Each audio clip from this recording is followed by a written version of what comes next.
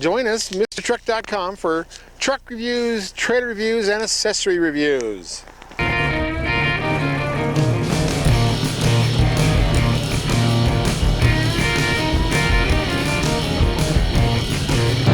to SEMA, MrTruck!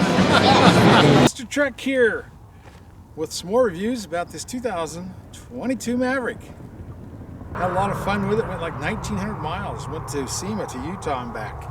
And I was doing 80 miles an hour in Utah because that's the speed limit on the interstates. But I enjoyed it. Just got back. And now I'm going to tow trailers. Well, I actually did. I just towed over 2,000 pounds, my ATV and my TRX 250 Honda on there. Did really well. 65 miles an hour up and over a lot of hills. And it did very well. I really like this truck. It's the first time I've ever towed with a CVT transmission. And we'll find out more about that because it did have tow haul mode, which surprised me also. But a couple thousand pounds, you don't have to have brake control, you don't have to have weight distributing hitch. So we didn't. It was a steady towing machine. It didn't sway, it didn't do anything, and it didn't squat really much. Very balanced this truck is. And it's interesting, very interesting vehicle. It might be something I can buy in the near future because of the price of it, because of the fuel mileage it gets. Hope you enjoyed the video. Please subscribe and like it. Tell your friends about it. Yeah, Ruben, what do you think of the Maverick? Do you fit in the back seat? I fit in the back seat. Whoa, that's good. Now you're really braced in there in case you have an accident. You can't go anywhere. You're doing good. Yeah, I don't want to go anywhere. Cool. Well, to the very end of it, it looks like we're almost, well, we're 4'6". We're 4'6" definitely, and here more than 4'6". If you go to the end of the tailgate, there you get, it looks like, wow, you're over 6'6". You're over 6'6" to the end of the tailgate, which means I can get it's almost 6'7". I can get a little four-wheeler in the back. See how wide it is. So there's how wide it is between the fender wells. That's about 3'6". Not quite enough for plywood, but the way they make this tailgate, on the tailgate, you can take the clip off the regular holder, and you can clip it on this top peg, the latching peg, and that puts the tailgate up at an angle. And it's supposed to be, if you look at this, across the top to the fender well. You could probably get plywood in there by going on top of the fender well. Yeah, that wouldn't be so bad. You got little cutouts. So I think you can get plywood in here if you lift a tailgate up, put the cable up on the top peg, and you can get plywood in here. On this side you have a little tiny tray. Put your gloves in there. On each side you have a little plug that wires something into it. I don't know if it's lights or what all you can do, but I think it's 400 watt, 115. But yeah, you got to actually take that plug out and plug it into something else. It's got a light back here, and then you got a 115 plug there that goes to the 400 watt inverter. You look at the interior, you think it's maybe the 3D printer. I bet it was. This here looks, you know, it's kind of a chalky color. It's kind of nice, but you know it's plastic. That sure looks like something that comes out of a 3D printer. And it's got this half of the handle, which is fine, but my leg rubs on this, and that's hard. I'm gonna have to get me a pillow and wedge in there for my wide body reporter. And of course, it's got the cool pull the lever twice to open the hood thing that they have on other vehicles. I think the Bronco Sport had that. Cool little orange outlets. There's some more of that 3D printing stuff. And then this same color goes all the way across. But I do like the orange accents. Nice size screen. Actually, it's got a nice size little center cubby hole console. But look, that, you know, that's 3D printer plastic, whatever that tray does.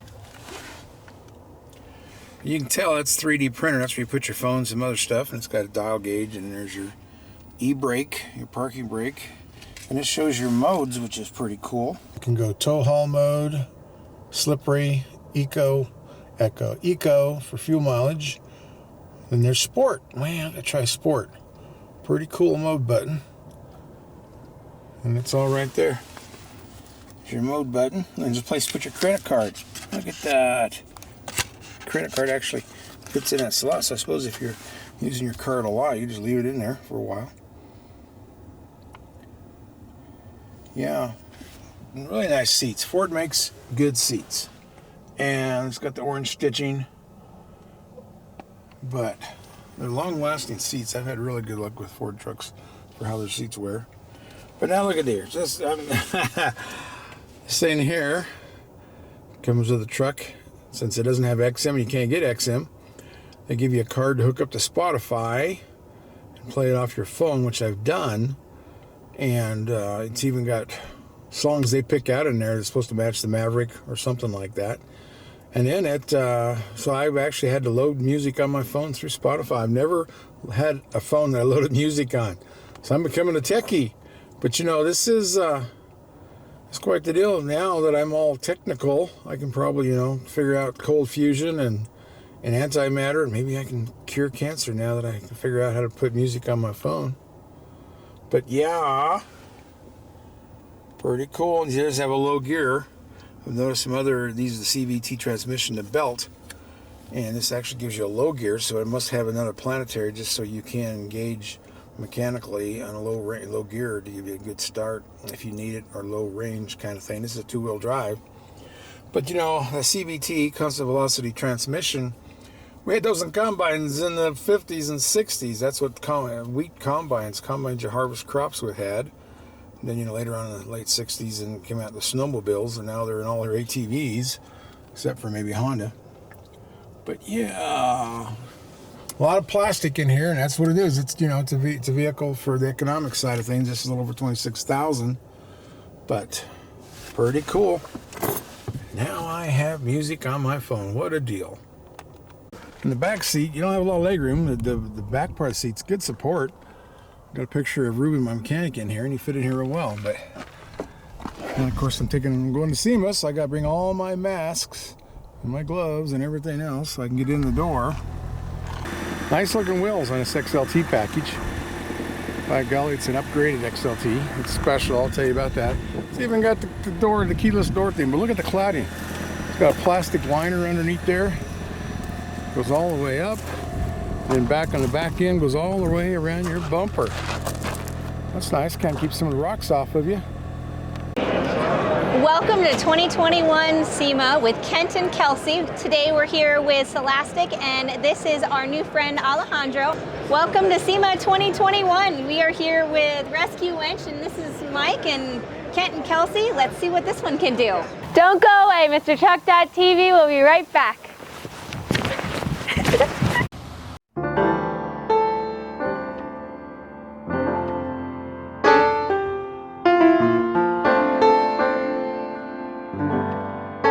Well, I'm here with my neighbor.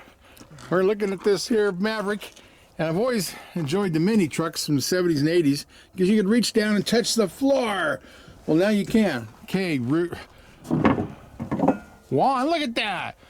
You can reach the floor. I'm so happy. This is what I want in a truck. I want something I can actually get to my tools, get to my shovels, get to my lawnmower. By golly, that works. Yeah. And you even fit in the back seat of this. You're doing good. Yeah. So maybe the Maverick is the truck for you. I don't know.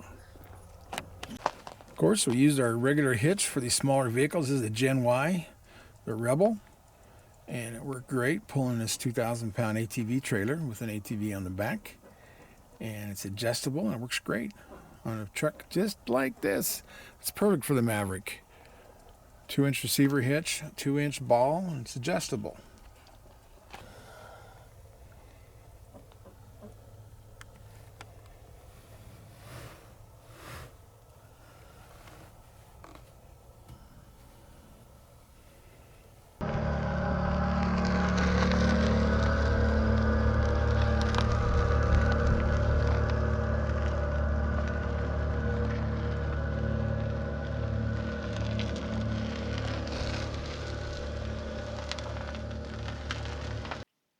Well, we just went through Mesquite, Nevada. That's the end of Nevada. Now we're going to the tip of Arizona. which is really cool. It's a real deep canyon. It looks awesome in here, the Virgin River. It's a little muddy river runs through here. I've always seen water in it. But, so that makes this the Virgin River Canyon, which is so cool. We're on the interstate, I think we're at Interstate 15, heading towards Salt Lake. On the way home from SEMA, it was good. New buildings, not as many exhibits as I expected, but it was tough times, and we managed to get our videos and get out of there. Alrighty then, Mr. Truck's on his way home from Las Vegas, the big SEMA show. Driving this new 2022 Maverick, and I want to thank Ford for letting me have this. I'm going to be putting 16, 17, 1800 miles on it, and at least 300, maybe 400 miles of that was 80 miles an hour. Got like 35.4 I'm getting now, going 80 miles an hour. It's a good way to go across Utah as fast as you can, even though I do like the rock formations. I bought gas in Salina for $3.33, which was the cheapest on this trip. Well, I shouldn't say that. I left Greeley on Sunday. On Sunday, bought at Sam's for $2.75 or something. But anyway, that's how it's been. I bought it. Yeah, I bought gas in Beaver, Utah. It was $4 a gallon. That was the worst one I did. So anyway, but it was quite fun. I really like this truck. I'm gonna see if I can't get one because I mean, in the city when the conditions are right, I got all the way up to 53 miles a gallon. But a lot of downhills, a lot of braking, and this is so cool when you do go down the long grades. I'm running in eco mode. I'm gonna use the tow haul mode when I pull trailers with it probably tomorrow. But anyway, I was averaging probably 42 most of the time, and then when I got into this higher speed, it dropped to 35, which is, normally that kind of speed puts you at about a 15 miles a gallon on a normal pickup. But anyway, it scoots right along, and the CVT, the constant velocity transmission, you never feel it shift, you never hear it shift. It just goes. It does have a low gear, which I imagine is a gear-driven gear. But I haven't had to use that in all these long grades. I never really noticed it losing a whole lot of power, which is very impressive. That Atkins cycle 4-cylinder it's got in it, and the gauge shows you when it's charging and when it's not. And most of the time, it's kind of been in that 25% power. A few times when I'm going fast, I got it up to 100% of using gas engine power. A lot of times it's in the green. You can go down a long hill in cruise control in eco mode, and it will go all the way to full green, charging the brakes. Usually in normal driving, just when you hit the brakes you get to do 100% charge, but just going downhill on a long grade does it. It amazes me, and usually it goes about halfway. But I really like this puppy. It's quiet, it's comfortable. I mean, it rides to me like a 150. It doesn't ride like a car by any means. I mean, Bronco Sport, which is a cousin to this truck, I really liked how it handled, and it's just heavy enough to where it rides a little better. But nothing wrong with this Maverick, and we're going to do some more things. And we'll try to put a 4-wheeler, my smaller one, in the back, see if it fits in that 4.5-foot bed. I know it'll fit with the tailgate down, but I'm going to pull the trailer and probably about 2,000 pounds, the maximum with it. But SEMA, I was up here Monday for the Ford Bronco event, and that was cool. And we're going to get that video up. I had problems getting up early because of computer issues, and my hotel did not have the fastest internet. But anyway, got it up, and it shows you that new racing Bronco you can buy in 2023 that, if you got $250,000 sitting around, that's the one to buy, because by golly, you can just take it to any major off-road race you want to take it to, and it's ready to go. Just unload it and go. But back to SEMA. I've been going to SEMA probably, 18 years, long time. And I thought it was a lot smaller this year. Of course, they got the new West Hall, so you can't really tell because they spread it out more. But, the West Hall is where all the action is for me. It's where you have the trailer hitches, trailer accessories, truck accessories, you know, all that stuff. They had the off-roading, the overlanding, SUV section. It was all there in the West Hall. And it was really weird is it was just one giant room was the West Hall. They had some off-road, off that sections you could go to, but that's where it was all was. And then they had one giant place for the food, and that was interesting. Excuse me. But so I like that because I can just go row to row to row and not miss anything. Go around the bigger booths, but I got to meet a lot of my old folks there that you know advertise on my website, like Gen Y and the Fuel Box and Scholastic. Scholastic's got a new product for trailers, which is really smooth out a trailer. I'm going to, of course, try that out. I have a video will be coming next week on that, and I did a video with Mud Flap, the Dura Flap. Very interesting. So I'll be doing some more videos with them. I did one video there with Kelsey. Kelsey helped me do 3 videos while we're there in the West Hall. And saw just a few things. I got my old friend Michael Hall, who made the the Hall gauge that Kurt bought out. Right after that, Lippert bought Kurt. So a lot of movement in the industry. But yeah, Mike's got a cool deal. It's a winch. It's a manual winch. Well, cool. I've been looking for booth babes all over the place. This is where you're hiding. Cool. This is all right. Thank you. Some overload springs that are going to start selling here with Roadmaster. And went through the Tesla tunnel many times. That's the only way to travel over there. I mean, they got these 2 tunnels. And at the end of the one in the South Hall is the big bit that they use to cut those. Out there on display. The end of the South Hall, like the South Hall, Central Hall, West Hall, and it's less than a minute.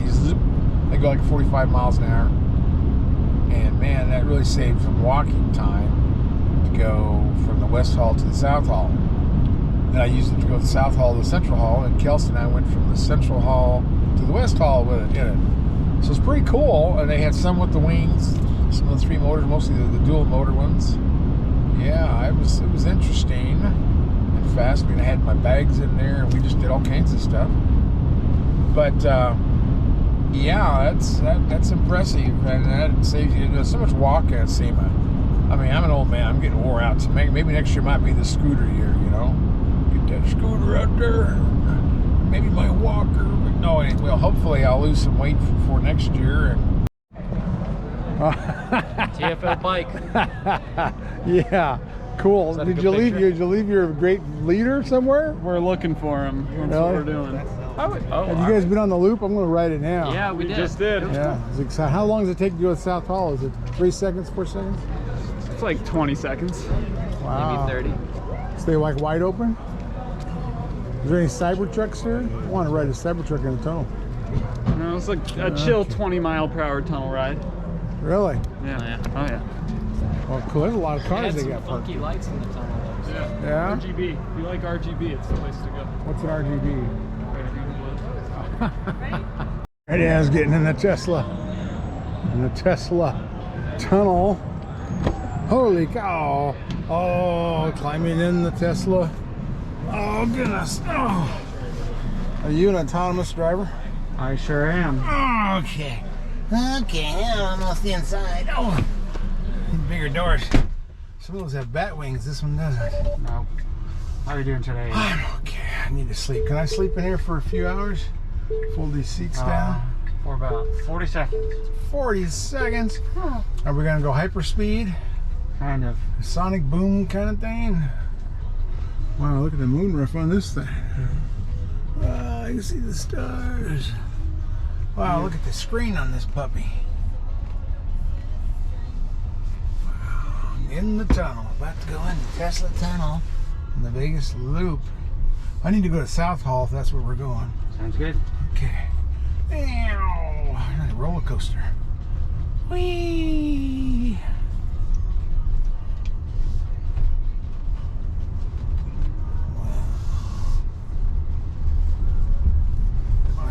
There's some acceleration.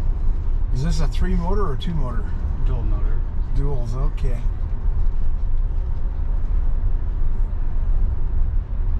Yeah, so how fast are we going now? 40. 40?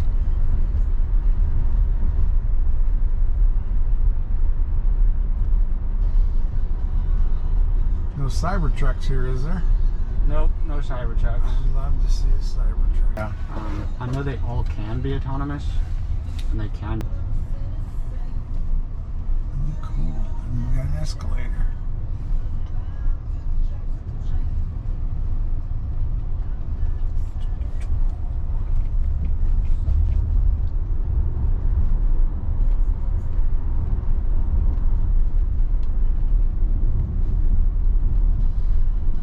So I'm assuming there's 2 tunnels. Yep.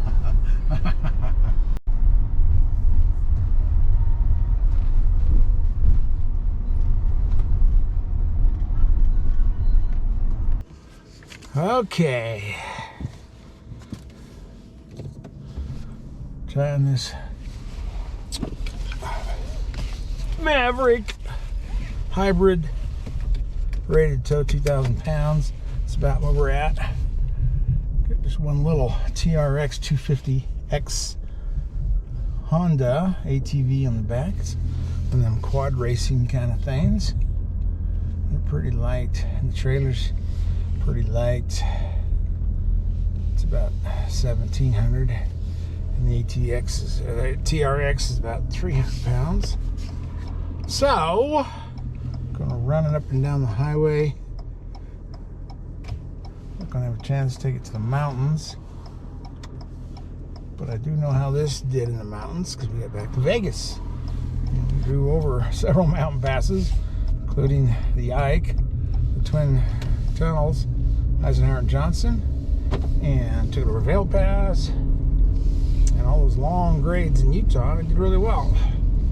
It didn't fly over them, but it did held speed. I had the cruise control on, and it did okay, so I'm not going to complain about it on a 2,000-pound trailer. Looks like I do have one tire that's down to 29 pounds. Most of them are 38. We'll have to air this puppy up. Yeah, let's see. I'm only 2,000 pounds, so I don't have to have brake controller or sway control, weight distributing hitch. I'm not required to do any of that. I want to see how this truck handles this. And it's not swaying. We'll get up here to about 65. Let's see how she does. It's a little rough road. It's country oil road, are never real smooth unless they just finished them for the oil well companies. Seems like if you have oil in the area, they do a better job on the roads, which is how the Kersey Road is. It's like brand new all the time. But this is pretty typical of the roads we get in the country if they're not interstates. 67, let me get down to 65.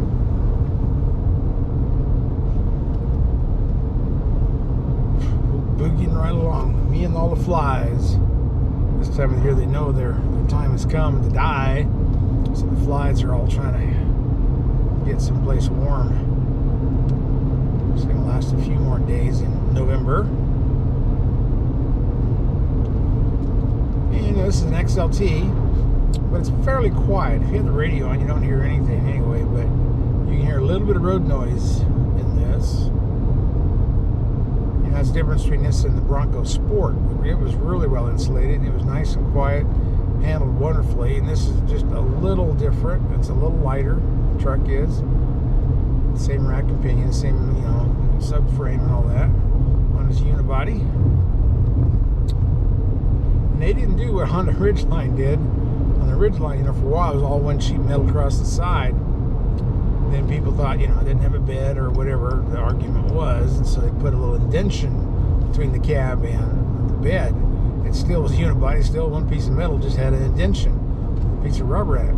So it looked like more like a standard truck. Well, Ford didn't even bother doing that. They just it's a unibody. It's it's all one piece. So I guess they figured it wasn't worth it to go through all that stuff and making a little crease and pretending to be 2 pieces when it's really one piece of metal anyway. So, but we're doing fine. I mean, now I'm clear up to 1,900 miles.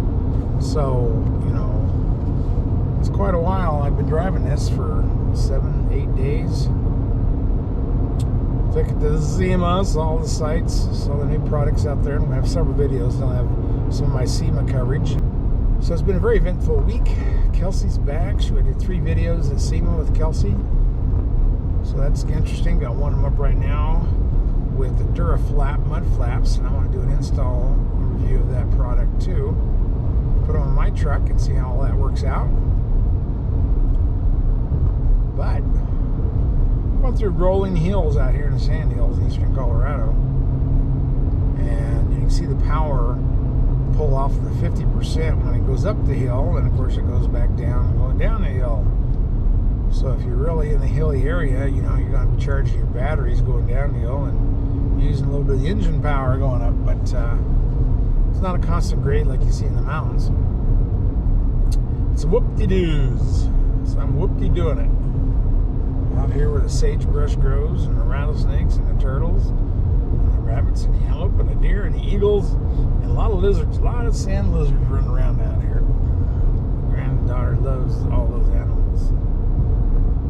Go for a walk and see a turtle. Go for a walk. Of course, I've seen several lizards.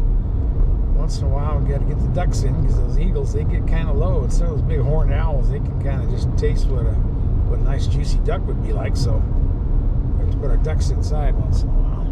Get our ducks in a row. Only a couple miles from the Platte, so naturally there's going to be a lot of wildlife out here. Plus all the cattle and the corn, the alfalfa, which is good for me. It's like being almost back home, where you get to watch the calves be born in the spring. There's cattle right in our backyard. I love watching them in the spring. But I've had a lot of fun with this Maverick. Yes, indeed.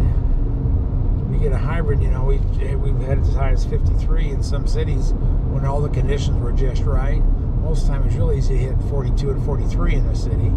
On the highway, you know, it's gone from the average would go between 38 and 40 on the highway, and then when I was in Utah, there was probably 300 or 400 miles, and I could go 80 miles an hour. And doing 80, I was getting over 35 and a half, I think, majority of the time. That seems awfully good, because if I was doing that in my pickup with that EcoBoost twin turbo, my F-150, I'd be getting through that kind of speed, you know. It would go, well, I've had it go as well as 20, but sometimes I'll drop down below that. But the EcoBoost does pretty well. But you put a trailer on it, you just instantly drop to 10 miles to the gallon. So on this one, I'm not sure exactly. It hasn't changed a whole lot yet, but on 2,000 pounds, it shouldn't. So I think you could pull, you know, a couple of jet skis or a small camper trailer like a teardrop, or, you know, motorcycles, ATVs, and it wouldn't really affect how this thing handles or the fuel mileage. But we're going to drive it a few miles. So far, I think it's fine for towing, you know, 2,000 pounds. I want to eventually next year get the EcoBoost version of the Maverick and a 4-wheel drive, and I can tow 4,000 pounds. But I don't know if they even announced the fuel mileage ratings on that. That'd be interesting to see. I'm pretty tickled we're at the Mavericks. We're here at the Montfort's Feed. Now it's called 5-star, 5R feedlot. Anyway, shows I'm 2,060 pounds. So I'm 60 pounds over. I'm sorry, Ford. It's not much. I'm not going to take it to the mountains and go nuts with it, but we're right around 2,000 pounds. I like it. I think there will be one of these in my future. It's not overheated. Now it shows it dropped down to 36.8. So it probably cost me 2 to 3 miles per gallon for pulling a trailer, which is wonderful. This Maverick, it's got 10 tie downs. Wow, and it's got a sliding rack on the side with tie downs. It does have power mirrors, by golly. And this is that Luxury XLT, which pretty good package. It's the luxury package. Center stack supposed to be 8 inches. It's a guy's size. I've been able to do everything I need to do with it. It's got a hotspot modem. Wow. Yep, the hybrid, I probably already said this once, 8-year, 100,000 mile for the hybrid unique components as it's equipped, which is what you want. I think my Fusion had a 7-year, 100,000 mile. 8-year, 100,000 mile, that's good because you don't know what any of that's going to cost. It's got a trailer receiver hitch. Link bed connectors. Oh yeah, that's behind those little plugs. There's a place you can plug in other things. 8-way power driver's seat. That kind of surprises me. Sprayed in bed liner. But that's about the size of what this one has. All for only $26,950. And if you want to know the color, it's the Velocity Blue. And interior is a navy pure medium slate trim. 2.5 hybrid engine. CVT. Front wheel drive unibody. So I get to show you some more scenery.